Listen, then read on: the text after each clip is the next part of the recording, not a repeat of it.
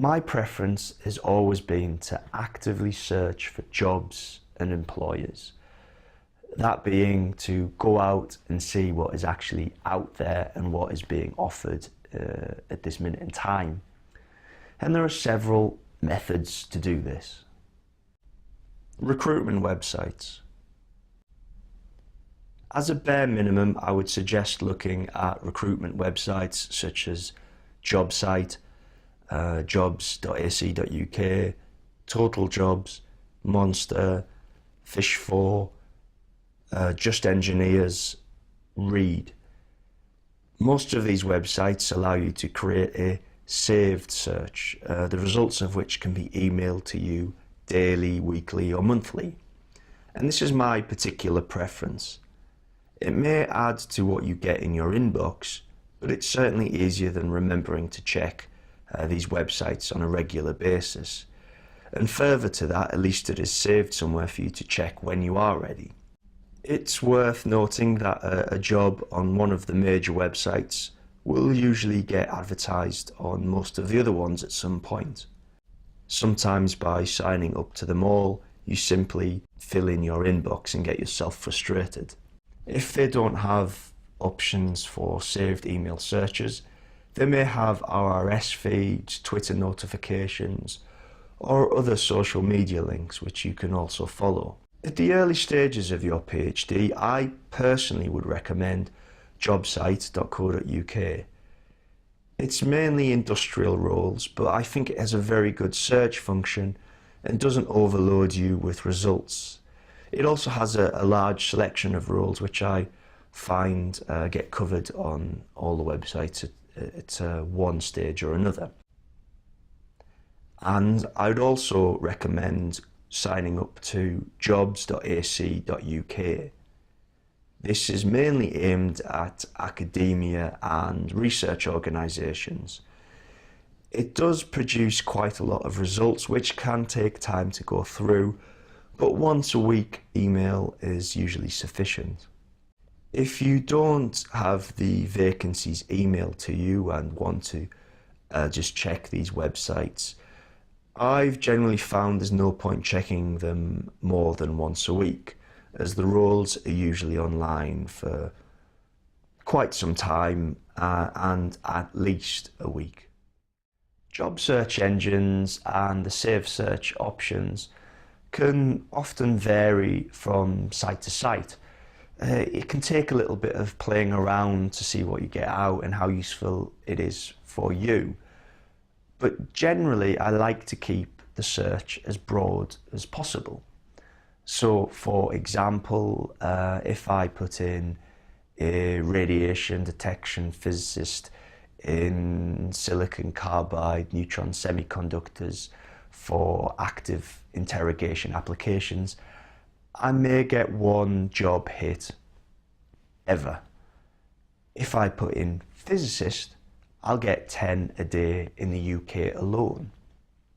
If I put in physicist plus engineer, I might get 20 to 30. If I put in physicist plus engineer plus scientist, I may get 30 to 50 a day. They won't all be relevant, but it'll certainly open up the options available to you. For some sites, I've also found that putting in physic is the best option, as it covers both experience in physics as well as working as a physicist. Again, it may take some playing around, but I have found it can get you more hits, and that is really what's important. I think it's also worth saying that for some of you it may be a bit daunting having to look through 20 to 50 jobs a day. But you'll find that after the first week or so, you'll be able to really quickly dismiss the ones that aren't interesting to you, as you start to be able to compare the role, location or the description to ones you've already seen, and therefore can quickly get rid of it. Certainly I find that now I can go through the 100 or so that I am sent every day in the time it takes me to eat my breakfast cereal. As with keeping your job search broad, I would also keep the location broad as well. For example, if you look for a physicist's job in Weston-super-Mare, you're probably going to be disappointed. If you look for one in the UK or even the world, you'll get a significantly better response. There are certain hubs of physics roles around the UK. For research and industry-based roles, there is a lot around Oxford and Cambridge, and a few more around Manchester and Edinburgh.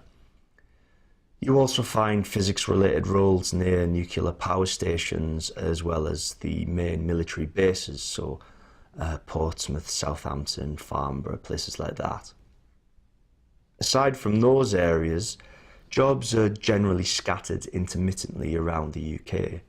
Even London and the greater area has a relatively low density of physics jobs, unless you're thinking into going into big data or finance. Newspapers. Several papers have dedicated days for advertising roles in certain professions, including science and technology. Further to that, some of them have specific vacancy pages on their websites, which you can sign up to in a similar way to recruitment websites. So for example, I have previously used The Guardian,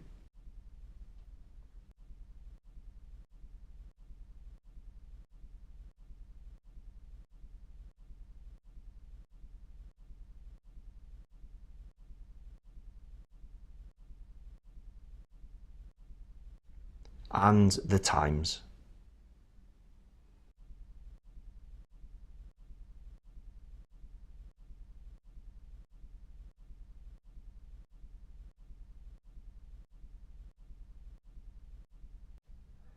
Professional institutions. Most professional institutions will have some form of career service. For most of you, this will be the Institute of Physics, but even the Institute of Engineers, economists, teachers, etc. will have something similar. Certainly the Institute of Physics website is very, very good for the careers service, and I highly recommend you make yourself familiar with it.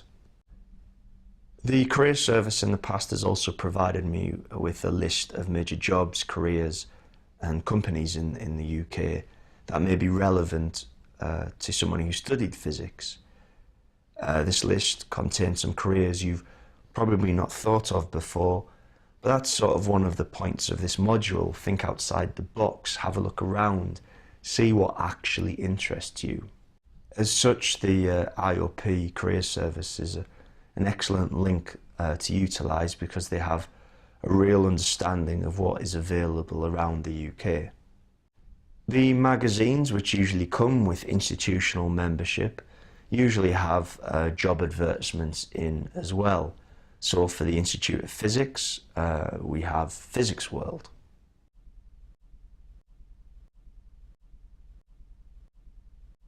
Physics World also has its own spin-off recruitment website called Bright Recruits, which I find has a very good selection of physics-based roles around the world. It has an email notification system similar to other recruitment websites, and as a minimum I would recommend signing up to this website and making use of that facility at the early stages of your career search. Science media. Following on from Physics World, other science media such as New Scientist, Nature or Science have particular areas in the magazine dedicated to careers, or even have job web pages which you can look at as well. Funding councils. As one might expect in the UK, a large amount of science jobs are funded directly through research councils or the government, particularly large research organisations such as Rutherford Appleton Laboratory, Culham Centre for Fusion Energy, Diamond Light Source, etc. As such, it's worth exploring these websites to see what opportunities are available. So STFC, EPSRC, the gov.uk website. And STFC also has its own recruitment website called Top Careers, which you can register for email notifications. And it also has something called Talent Pool, where you can send them your CV. They'll keep it on record and get in contact if any jobs come up which match your specifications. But as I've said earlier, your job search is down to you. Don't rely on anyone else. That being said, I have had 2 emailed to me over the last 6 months from this. As a minimum, again, I would definitely consider signing up to Top Careers and to put your CV to Talent Pool. Certainly, as the STFC is one of the largest employers of scientists in the UK. Graduate careers. There are also a number of websites specifically designed for graduates at all levels, most of which have a good selection of postdoctoral and general physics jobs. So Find a PhD, Prospects, and jobs.ac.uk are all ones that I have previously used before. Further to that, many universities have excellent career services. The SEPnet website gives an overview and links for each of the SEPnet partners. If you don't know what your local careers service does, it's worth getting in touch to find out. They often give free advice on finding jobs and will look at your CV and even give interview practice. This is often available for alumni as well. Commercially, this sort of service can cost quite a bit of money, so I would highly recommend using this free resource while you can. Research funding.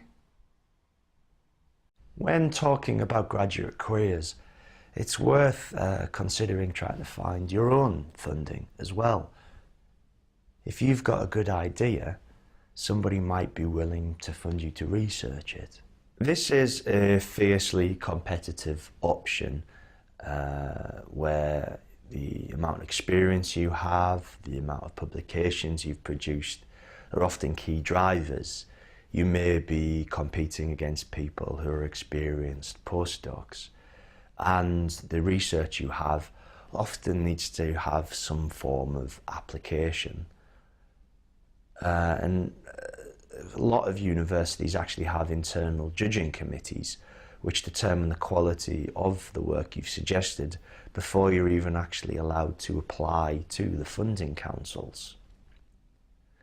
For the physics-specific funding options, the majority of them require you to already have a PhD, which means that if you've got a good idea, it's worth talking to your department first to see if they're interested and see if a faculty member, your supervisor for example, is able to take it forward as the lead researcher. The process can also take quite a long time, so it's definitely worth planning ahead. I know of one particular council which takes at least 18 months before you actually get the funding agreed, and then you've got 2 or 3 months for the internal process, making it almost 2 years before you've got a guaranteed role. A lot of universities have a service which helps people put together these applications, and if you're thinking going down this route, it's definitely worth talking to them first to see if they can assist you. There are many options available for funding. even in industry as well. But one of the best summaries I have seen is actually on the University of Surrey website as part of the Arts and Humanities faculty. But they do have a good selection of science, technology, engineering and mathematics funding options. I've also tried to put together a brief summary of some of the technology specific ones which I've added to the website. But I should say that both the University of Surrey summary and my one are in no ways definitive. Specific companies. It sounds obvious, but if there's a company or research organisation that actually interests you, have a look at their website. A lot of them have career pages, email notifications, Twitter feeds, etc. that you can follow and find out about not only the company, but also what roles are available. Places like the European Space Agency, CERN, ITER, CCFE all have these options available on their website and are very useful for finding out when roles become available.